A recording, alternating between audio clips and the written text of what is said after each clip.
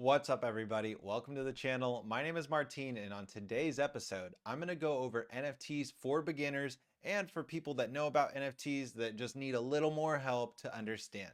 Let's get into it.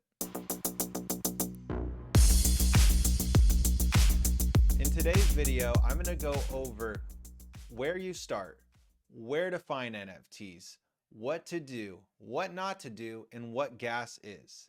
Now let's start off with what NFTs are.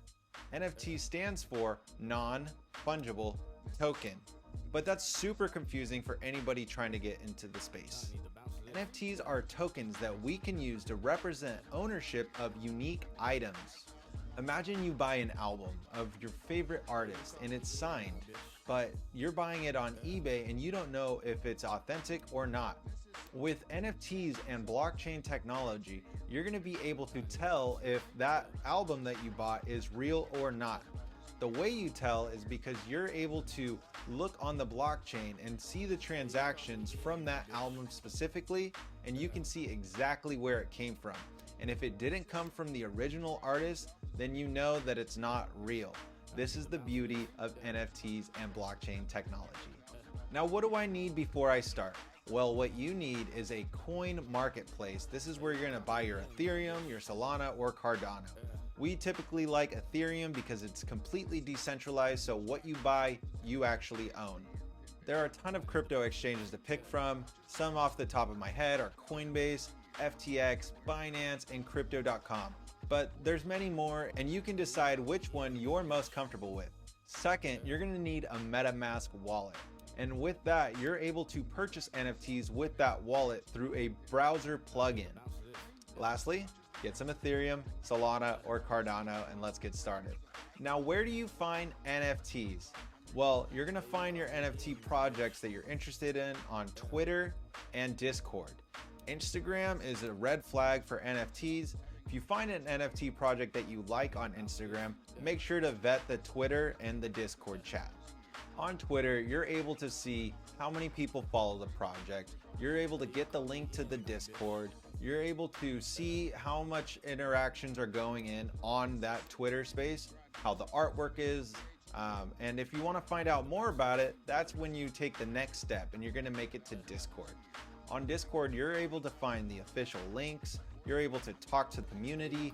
You're able to see what their roadmap is, their future plans. This is where you're gonna find out if you really are into this project or not. Next is you're gonna need a marketplace to buy it from. Now, there are tons of marketplaces out there. The most popular one is OpenSea. You have Nifty Gateway, Rarible, Looks Rare, and there's gonna be a lot more markets popping up with this space getting bigger over time. What is gas? Gas is essentially a fee that you pay for a transaction on the blockchain. Now, Ethereum has the highest fees, but there's a reason for that, and that's because it is truly decentralized. Solana, Cardano, they are centralized, meaning somebody else owns what you own. If you're wondering more about decentralization, I'm going to make a video to explain decentralization for you. Depending on what time you buy your NFT, gas is going to fluctuate. It's going to go high, it's going to go low. In the middle of the day, it tends to be way higher. If you want to do transactions like transfers an NFT from one wallet to the next, I prefer to do those late at night on the weekdays. Monday at 1 p.m. is honestly my favorite time, and I live in California, and that is my favorite time to do transactions because gas is way low. Pro tip, always use max bid when you're buying NFTs. If you don't, you might lose your transaction charge and it just gets lost. This technology is still developing and I don't know why it gets lost, but that is not okay. So pay the max fee if you want the NFT. All right, now in this part, I'm gonna go over what to do and what not to do. First thing is research every project that you're getting into. Second, use the official links from the Discord channel. There's a lot of scammers out there, so you want to make sure that you are using the official links. Third, look at the links and make sure they look right. And what I mean by that is they look like they're taking you to a legitimate website. If you see the word pseudo in the link,